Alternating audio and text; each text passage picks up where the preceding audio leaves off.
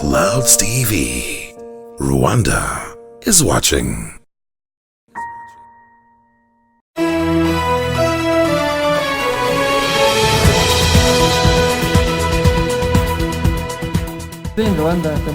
Turabasuhuje abakurikiye Clouds Tonight n'umwanya makuru mu Kinyarwanda. Nyuma y'imyaka ibiri sosiyete y'abanyakoreya Koika iraba yamaze kubaka ishuri muri IPRC Kicukiro. Aya masezerano yo kubaka ishuri akaba yarasinywe mu mwaka wa 2013 na leta y'u Rwanda ndetse na Minisiteri y'Urubyiruko n'Ikoranabuhanga bicishije muri Koika. Iki kigo kizaba gishinzwe guhanga ubumenyi kibinyujije mu ikoranabuhanga kikazaba kizubakwa mu kigo cya Kicukiro IPRC.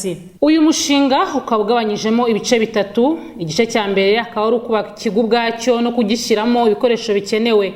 Igice cya kabiri ni ukwigisha abanyeshuri muri rusange.